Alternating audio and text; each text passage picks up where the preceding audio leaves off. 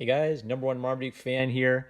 I heard Cuddles meowing earlier, but he's quieted down. Will he stop meowing at a blank wall? We'll find out. All right, library time. These are my four favorite new series I've been reading this year. I did read Case Closed a little bit when I was probably in high school, and I enjoyed it, but I've kind of rediscovered it, and I've read more of it now than I ever have. So, and I'm not even through the C's yet in the manga section of the library, and I've already found like these four wonderful series that every time I pick up a new volume, I'm so excited. I know I'm just beaming, knowing I'm going to have a great time when I sit down to read these. They're good enough that they're worth buying. But of the four of these, which I describe all of these as perfect series, again is the one which I would say kind of transcends even being perfect to really being a work of art. The word genius, like it's a combative, like contentious word in art history, but I really believe there is such a thing as genius. Now, can anyone be a genius? Do you have to be born a genius? Is it an act of God? I think it's a combination of a few factors to make a genius, and you can't just use it as a synonym for awesome or famous. I think what a genius is a genius is someone who loves art so much and loves humanity so much that when they start writing, they almost naturally speak to problems that aren't even recognized as major problems yet by the rest of society. So Mitsurou Kubo wrote again in 2011. The characters are supposed to be like 2011 high school students, right? So kind of the younger millennials, older Gen Zs are her characters. But she's talking about really deep, eternal, universal themes.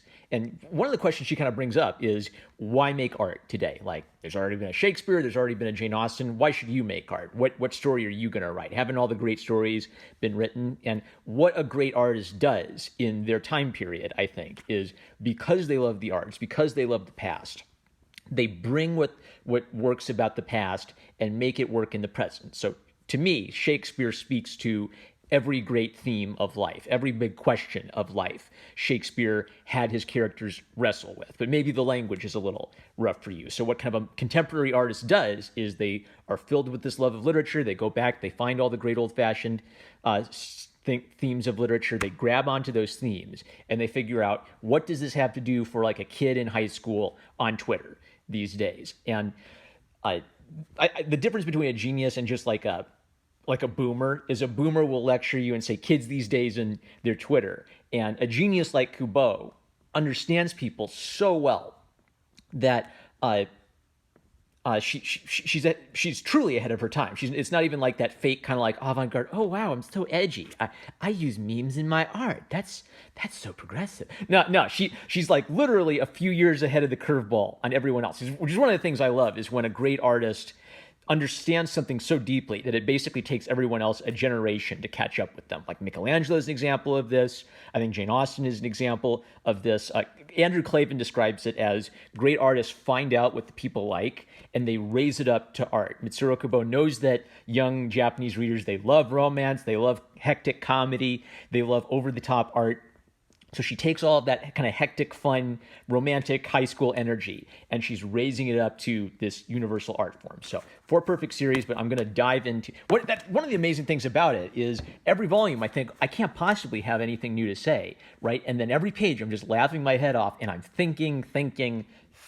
She pours so much love into this. So, volume 8 introduces a whole new character, Hanataka. And it's sort of like she's always, the author's always throwing me this curveball where I'm thinking, are you going somewhere with this? Where are you taking me? And she says, don't worry, I'm going somewhere with this. You're going to like where I'm taking you. Just enjoy the ride. Or she's like a magician doing a trick where she pulls the tablecloth and all of the expensive chinaware stays on its spot on the table, and then I bend over and look at the table, and she flips the table into my face. She does unexpected things, but rather than just like going crazy or jumping the shark or just, oh, let's introduce a new character and some new romantic subplots, she uses the new plot elements and the new characters to build on her overarching theme. And her overarching theme is the problem of being antisocial and the problem of not believing you have a future, of depression, of wrestling with inadequacy and loneliness. And the main character throughout this whole arc has been Imamura. But with each volume, she kind of uses her supporting cast very well to relate to that theme. So Imamura is the heart and soul of the story. It centers on him.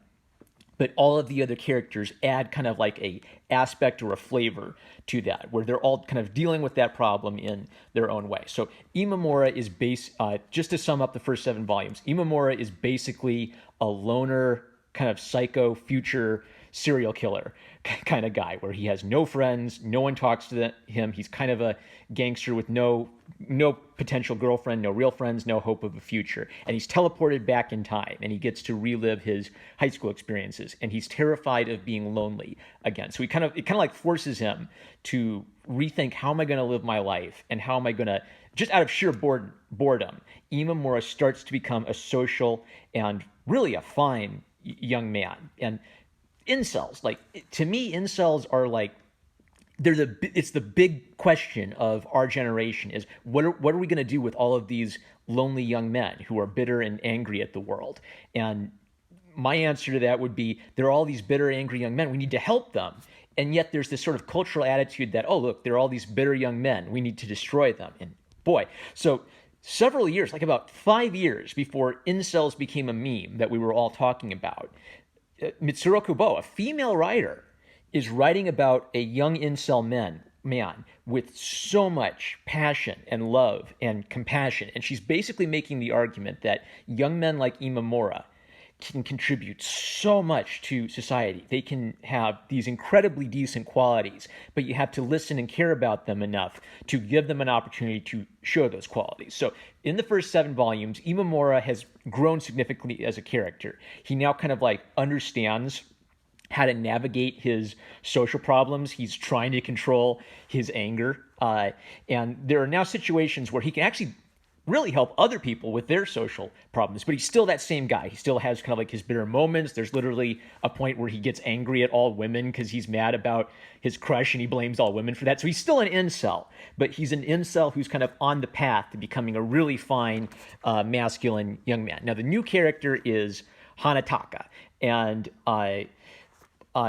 she is, because Imamura comes from the future, they know that Hanataka is destined to become like this sex goddess, right? Like a national sex icon. But for right now, she's a lonely, deeply antisocial incel girl who's like, she's got severe depression and severe social problems, right?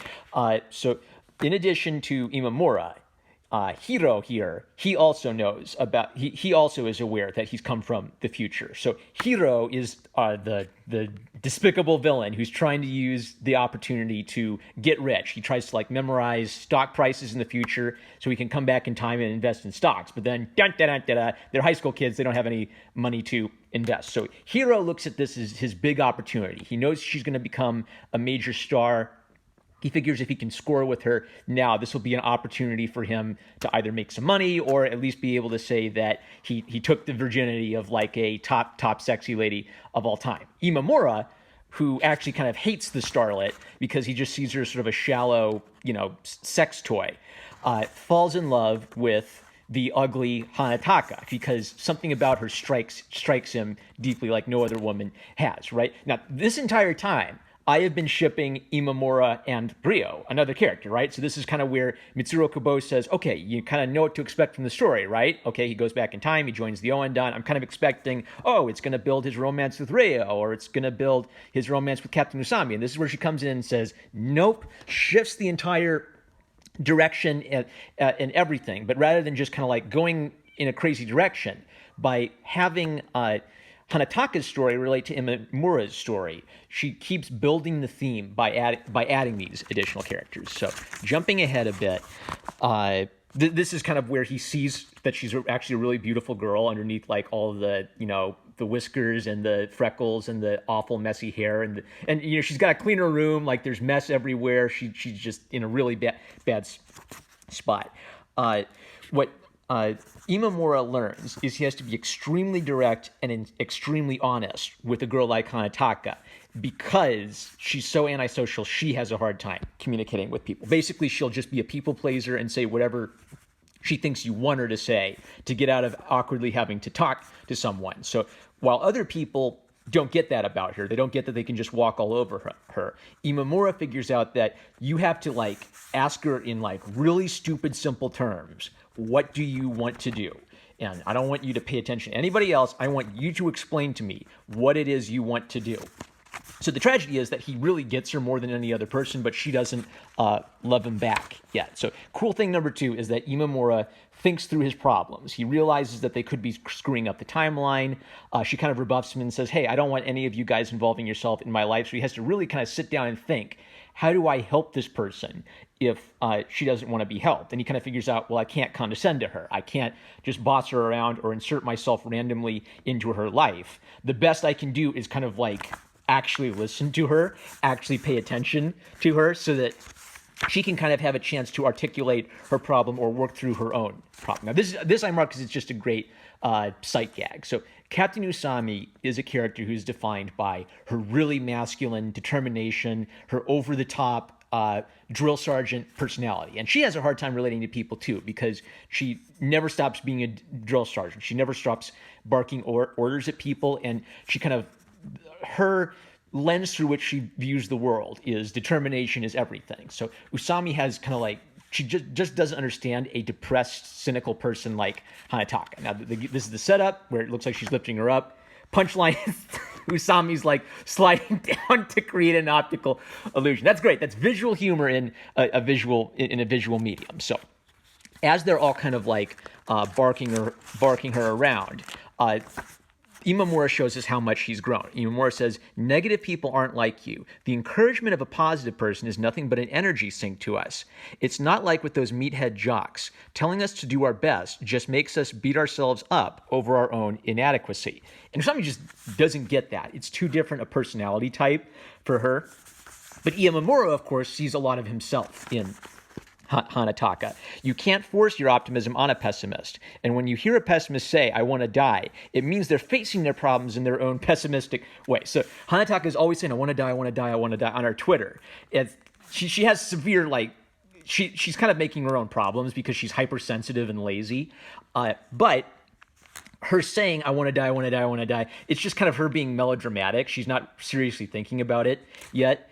And jumping ahead, you're gonna see the payoff for that. So because she has a hard time relating to anyone, when people push on her, she just kind of like goes along with it, and then she builds up and builds up and builds up her rage, and then she'll let it all explode out in one like crazy, temper tantrum, essentially. So Imamura figures out that you have to be brutally honest with her. So he tells her that the play she's writing is just a load of crap, and she's actually got to work at it, which she hates. But then the fact that he's being willing to be brutally honest with her and not like coddle her makes him basically have an effect on her that nobody else can. Like they all try to like just boss at her, hey, you should be determined, hey, you should clean up your act. And it's his brutal honesty that kind of like shocks her into really thinking about how am I going to start to take care of my own problems. And her line, I want to die, I want to die, I want to die, changes to I want to change. What they find out is because she's kind of crazy, she hangs out on her own in the drama club room and just sings all of these depressing, jaded lyrics to herself about how she wants to die and how she'll never amount to anything. And then just with all this joy in her heart, she just sings, I want to die. And then they see her doing it and she's embarrassed. So she admits that this is something crazy she does just by herself as a way of coping with her negative emotions. I just have all these excuses that come pouring out of me when my self-loathing meter gets maxed out. All I did was make them into a song as part of some escapist fantasy. Performing it for an audience would just make people cringe. Now, this is where Mitsurou Kubo, like, cringe culture, I think, was like 2015. Cringe culture became a thing. She writes about cringe culture in a way that isn't like, hey, fellow kids. She writes about it in a way that makes a really interesting point about the arts. That was pretty cringy to watch. I'd be lying if I said I didn't cringe a little. Gotta say, you sure made me cringe. See? And Usami, the very determined young lady, you fools, art is cringy. It's the same way for the Oendan. People feel awkward when they first see us, but that discomfort is what allows you to make them feel something. So the Oendan was kind of the framing device of the first few volumes, but we're broadening beyond the Oendan. So art, socialization with your peers, drama, athletics. all of them kind of require yourself to put yourself out there a little bit. There's a sense in which art is kind of showing your butt to the world a little bit. You're really putting it out there, and you don't know what to expect. And so wisdom is seeing kind of like the truth that runs throughout all these things. Like the qualities it takes to be a great athlete are similar to the qualities it takes to be a great actor or a great musician or a great artist. And Usami has these qualities. She just has a hard time understanding anyone who isn't exactly like her. So finally, Hanataka puts two and two together for herself without anyone bossing her about what to do. And she realized she's actually got to work at it. I want to change. Now, Hiro, the scoundrel, because he knows she's going to be famous, he wants to seduce her. And so he makes out with her, and this makes, because Hanataka's never made out with a boy before, I love this because it's a funny gag. It's really over the top and crazy. She feels like she's the Lion King on Private Rock, and all of these primal animals are roaring around her. It also relates to her character because she likes Broadway musicals. So the Lion King musical is used as a reference point when she's feeling on top of the world. She kissed a boy, Hiro, the scoundrel. And Imamura is, of course, outraged over this. What does she see in that scoundrel? She gets popular, and suddenly she's into like vapid, pretty boys, and he hates her, and he hates women because of this. God, women, they're all dirt, right? So he's still an incel, but the tragedy of it is that he's fallen in love with this girl for the first time. He's actually related to her and helped her, but he doesn't understand her yet. So what Imamura has to do, rather than wallowing in hatred and self-loathing, is he has to get active. He has to get productive. So Imamura then writes the script for the musical they're working on, I Want to Die the Musical, and he pours a lot of himself into it. He basically just takes his own story and he makes it the setup for them to perform on the school play, where he makes himself the hero, and Hiro is the villain of the story he's made up. He brings the time travel element. It's perfect because the art that they're making relates directly to their real life. So I just can't believe it. The setup looks phenomenal. Every single volume, it steps it up. Another volume. I read volume 1. I say, wow, this is one of the best things I've ever read. I read volume 2, and it's even better. Like it's not just like I really love it, and then I'm just steadily enjoying it, but the love and just 11 out of 10 art that Mitsurou Kubo pours into her craft, into her art, is it's not the law of diminishing returns. It's augmenting returns. And even though it's kind of like a total twistaroo, like we've basically just like forgotten about the Oandan, and we're totally doing like drama club. Now, I trust her because she gets young people so well that she can make it thoroughly entertaining. Like every page is a blast. Every page is lovingly crafted piece of art that makes a really wholesome, very deep message without lecturing or preaching, right? Like, again, is basically a psychologist's handbook on how to not be antisocial. But if a psychologist's handbook is kind of boring and technical, this is a completely fascinating exploration of the same subject. I just cannot wait. 100%, one of the best comics of all time. I'm shocked at how good Again is. All right, that's it. 18 minutes. I'm number one Marmaduke fan. I love you guys. Like, comment, subscribe. Check out my Subscribe Star. I will try to update my Subscribe Star with a new video game every day until I run out of them, I guess. So, catch you later.